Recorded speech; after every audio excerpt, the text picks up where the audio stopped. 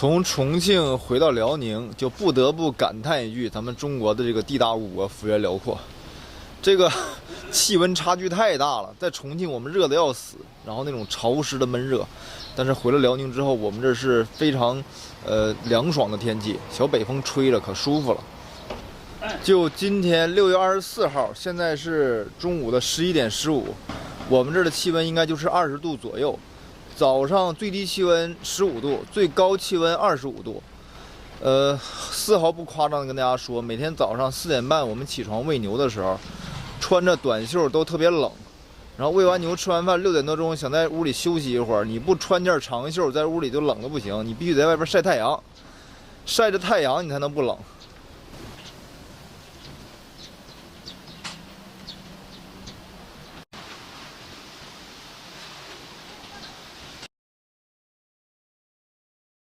就这种天气，人待着是非常舒适的，不冷不热。现在我穿这身不会出汗，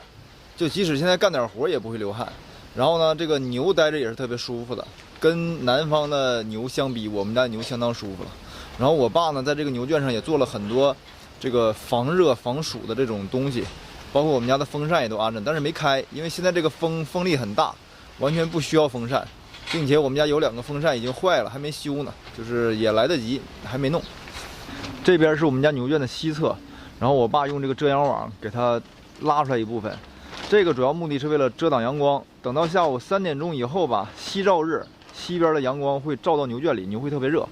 给它遮住之后，一直到5、6点钟，阳光都照不到牛。然后给它拉开，是因为要通风，这样的话有风的时候能刮进牛圈，这个牛一样会特别舒服，有风能吹进去。还有我们家牛圈中间的这个塑料拱棚，它存在的意义就是在冬天的时候能够增加这个牛圈的阳光照射程度，然后在冬天能让牛圈里面稍稍暖和一些。但是在夏天它就会特别热，阳光照进来特别热，所以我们用那个毡子把这个整个给它遮起来，这样的话就完全没有阳光能照射进来，所以现在牛圈里面非常凉爽。看这牛在这趴着，舒服的要死。这是那天拆下来的风扇，我爸调试了一下，这个风扇电机好像坏了，因为冬天的时候我们没给它拆回家，然后那个潮气就进到这个风扇里了。我说买个新的，我爸说维修一下，我爸能修，所以就还没弄，因为也没太热。这个风扇现在放在这儿，这个风吹的这个扇叶呜呜的转。然后我身后这个新棚呢，因为目前没有牛，所以防暑的东西也没有弄，就是阳光还是能直射进来。如果有牛的话，里面应该会比较热。暂时也不打算买牛，所以就不弄它了，先这样吧。再去看一眼母牛，母牛的遮阳网也都弄上了，但是因为我们家这个母牛圈呢，垫的沙子不是特别多，所以导致有的地方下过雨之后就比较湿，这个牛就挑干爽的地方卧着。所以这个遮阳网里现在是没有牛的，这边太湿了。弄了很大一块面积给牛遮阳，但是地面太湿了，本身阳光照不到，它干的就慢，所以牛都在这边趴着呢。我们这下雨下的多，但即使是在这边晒着，这个牛也不会太热，风太大了。现在得有5级左右的风吧，4级到5级的风，所以这个牛还是比较舒服的。等到那个遮阳的下边都干了之后，这个牛也会慢慢的进里边去趴着的。我们辽宁的天好蓝呐！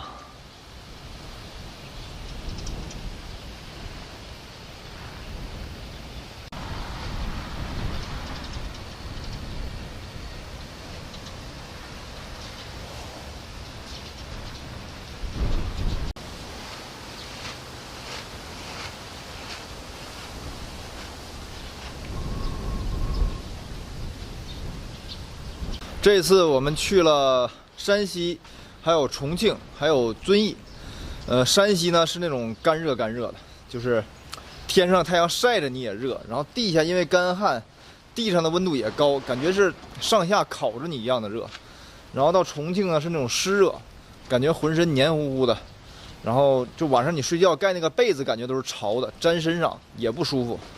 遵义比较好，遵义就比较凉爽，也不热，阳光也不大。反正每个地区的这个气候都比较鲜明，所以这个牛在每个地区饲养的时候所面临的这个环境是不一样的。那就从我们去过的这几个地方开始看的话，每个地区牛所面临的生存环境都不一样。东北现在这个季节可能就要好一些，然后冬天可能就冷一些，然后生存环境不一样，也就决定了说这个牛的饲养的东西或者饲养的方式，还有增重的这个情况都不会一致。所以大家也不用老去想着说我得按照什么样的方式去喂就能得到什么样的效果，这个环境就有很大影响，朋友们。所以说，朋友们，大家也不用刻意的去追求说谁的牛养得太好了，我要照他学习。